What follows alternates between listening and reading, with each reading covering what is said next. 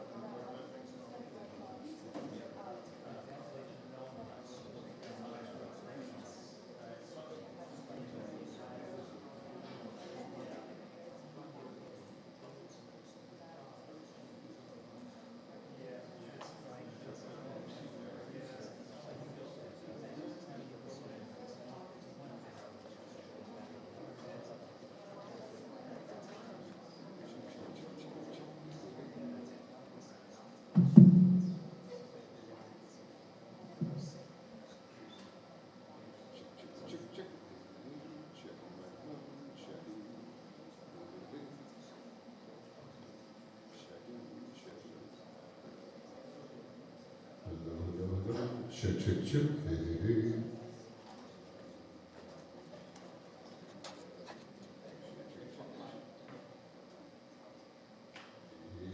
Check, check, check.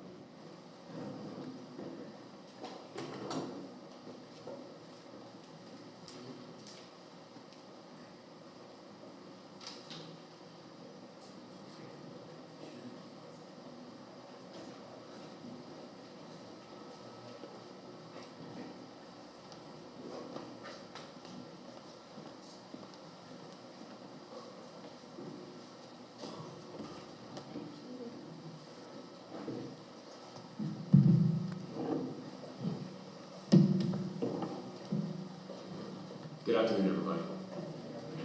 And thank you so much for making time for this conversation. And this is just a genuine conversation, listening session, learning session, and to make sure that it's our community voices that are heard as decisions are being made, and it's community voices that are heard to be able to react to some of the decisions that are being made to us. I want to thank my friend Congresswoman Delaney and each and every one of you for all of your work, and frankly just for your attention to this matter, and for making sure that the voices and the cautions and concerns from the community members who you represent, that they are heard throughout this process. As you might have heard, there are some very real concerns that I have about what is being proposed. There is, for people who have come to know me and our time in the state of Maryland, my number one priority is public safety, is making sure that people are safe in their neighborhoods, people are safe in their communities. And I think the challenges to what we're seeing and how that is being proposed. But those are not the only concerns that I have when it comes to hearing what is being proposed right now by the Trump-Vance administration. One, the concerns that I have is that this site was designed as a commercial distribution project and a commercial distribution facility. And the federal occupant of it and the decisions that they made around it present a very real, significant economic loss that will take place to the community. This was intended for economic growth.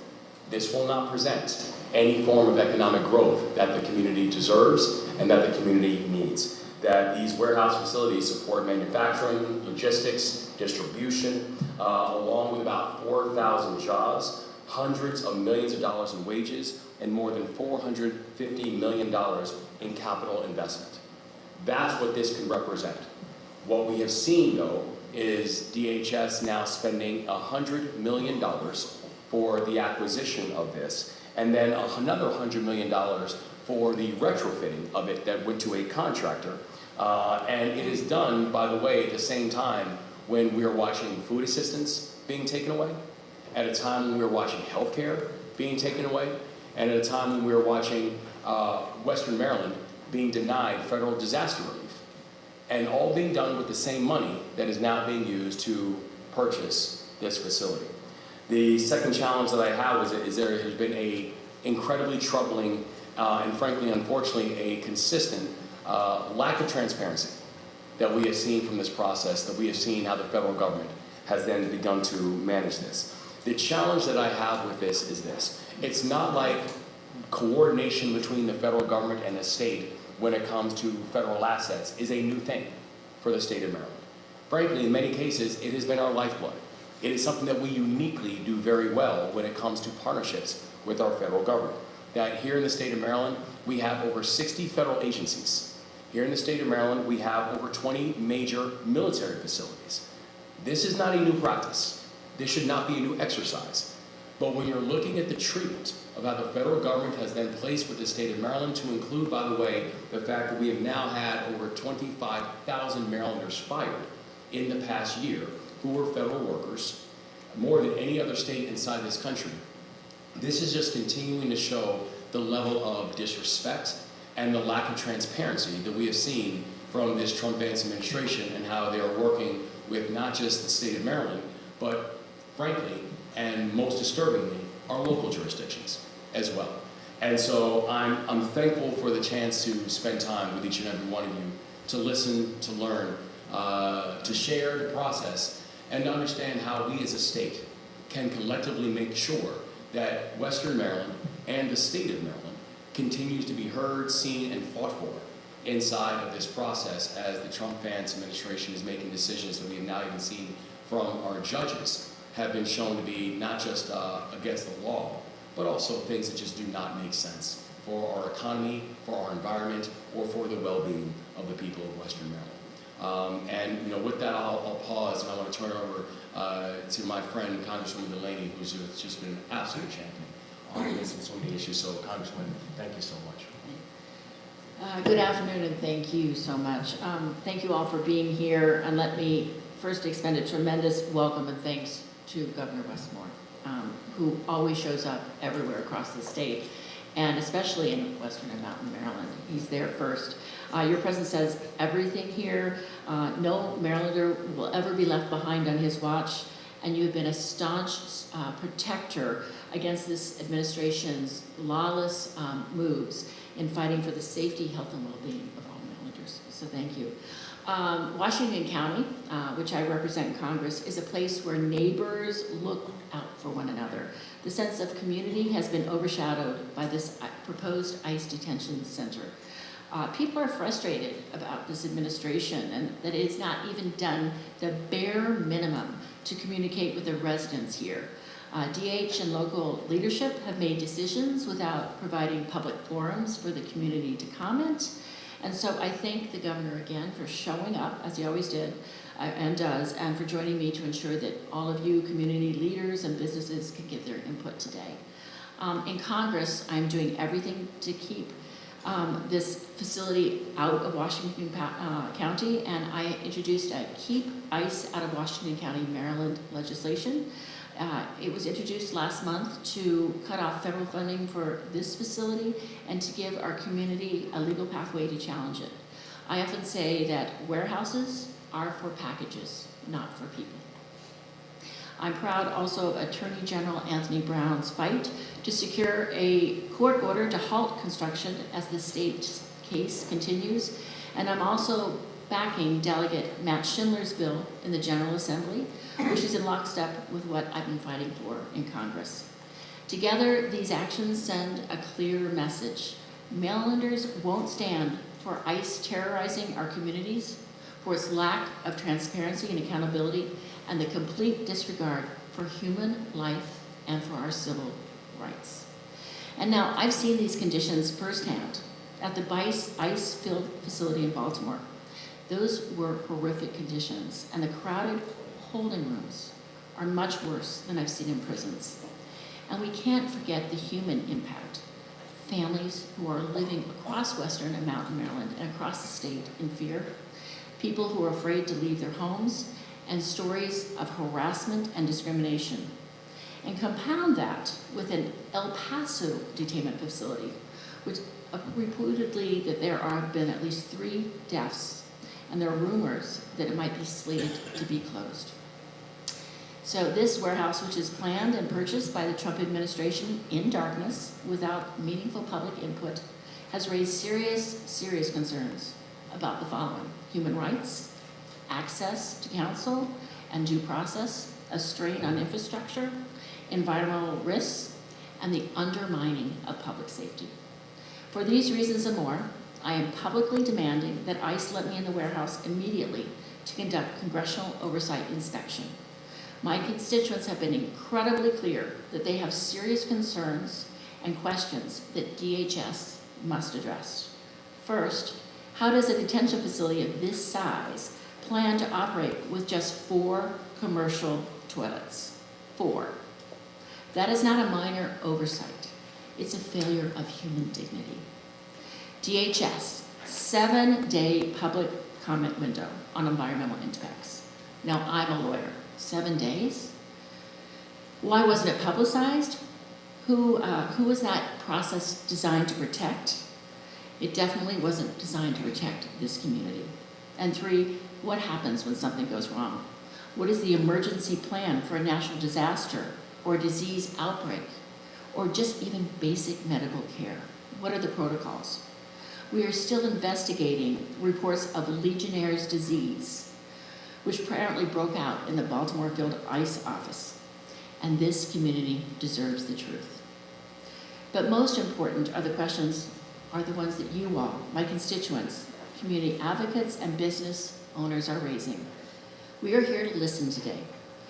The community's voice will not be drowned out.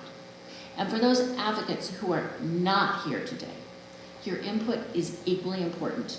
And I will be holding additional events and convenings in the weeks ahead. Thank you again for coming, and we value your involvement and input. And I now turn it over to Hagerstown Mayor Bill McIntyre.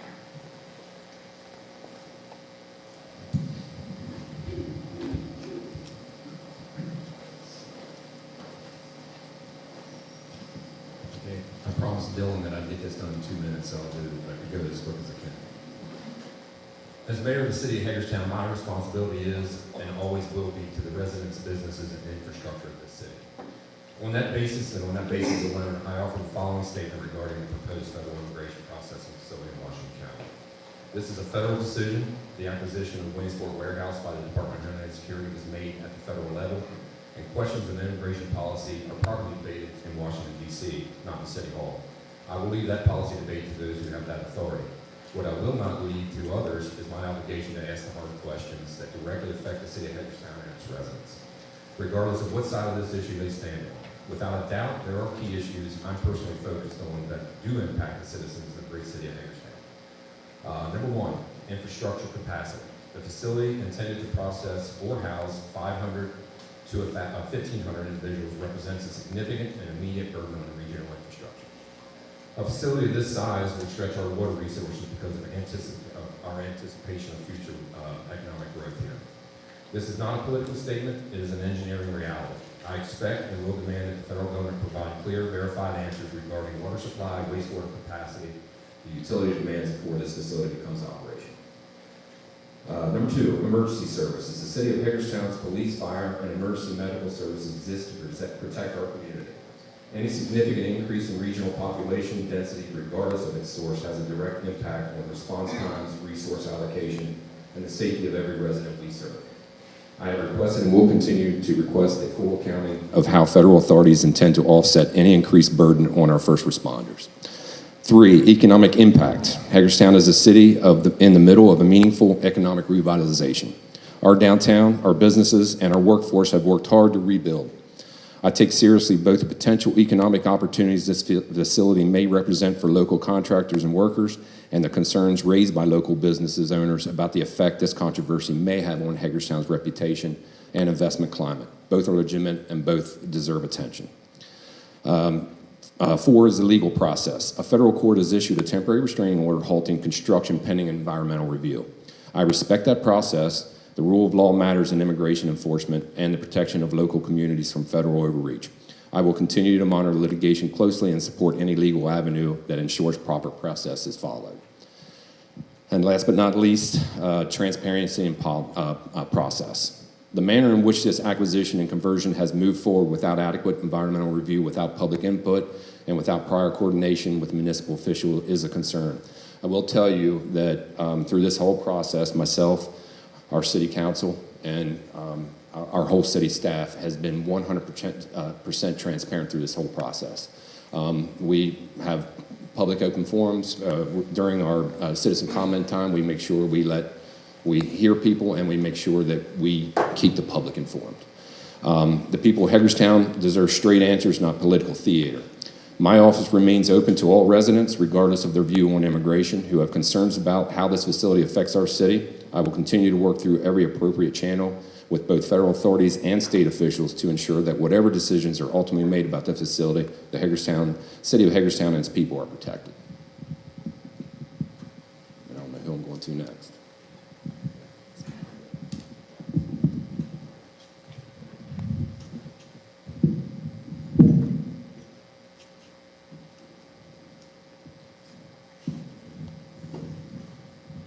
Good afternoon. I'm Taj Smith, President of Washington County NAACP. Governor Moore, Congresswoman April McClain Delaney, we thank you for coming to Hagerstown and giving us an opportunity to express our concerns.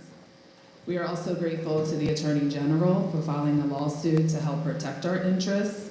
And we're also grateful to the Congresswoman and Delegate Schindler for introducing legislation that will prevent other municipalities from being blindsided like we have been. As a civil rights organization, we are deeply troubled by this administration's immigration practices. Their tactics are a clear attack on brown and black communities. The NAACP has consistently advocated for immigration reform that is humane. Yet here we are, facing a plan to treat human beings like Amazon packages. We are concerned about the loss of tax revenue and what that means for our schools, for our roads, and for public safety. The plans for this processing center include moving through a population that is equal to our entire county's population annually. Our water plant is already fragile and operating at maximum pressure, yet this facility could demand 100 times its current water allocation, threatening our water supply. It is concerning that DHS has failed to provide any concrete plans for significant infrastructure updates needed to prevent sewer backup. Our roads and our highways are already over capacity. We are concerned that ICE will use federal funds to outpay local public safety departments, drawing staff away. Our departments are already overburdened and understaffed. The community has been kept in the dark throughout this process. Our county commissioners have not allowed for public comment. Our questions are ignored or met with vague, misleading, or sometimes outright lies. Public comment is essential for transparency, for informed community, and for accountability. What we want is to have a voice in decision-making processes. We are the oldest and boldest civil rights organization in the nation. And the NAACP stands ready to support every effort to ensure that this detention center does not operate in Washington County.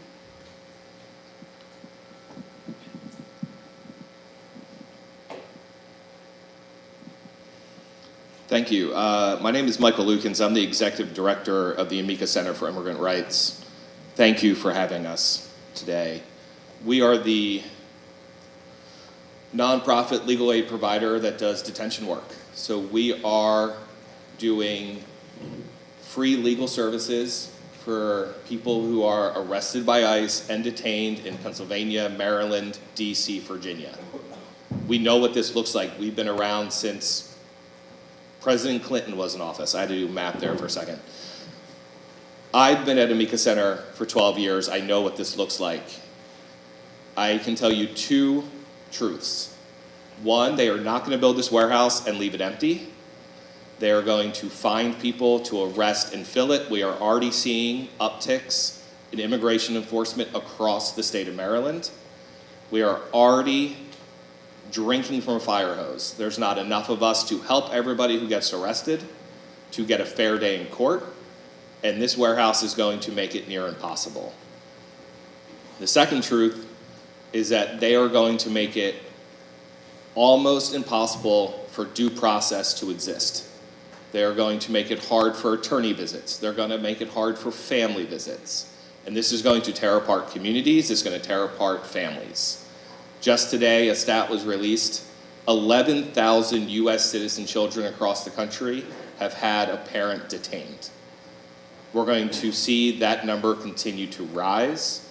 ICE wants to put 100,000 beds across the country in this warehouse style. And this is, honestly, as a Marylander, I am so proud that we are standing up to this, because this is a test case for the country. We need to stop it right here.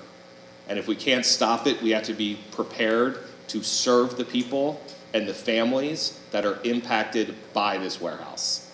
So we're going to be here like we always are, but we're going to need your help. We're going to need the community's help. And thank you again for having us here and letting our voice be heard. Thank you. And to our colleagues in the media, this concludes the open press portion of this meeting.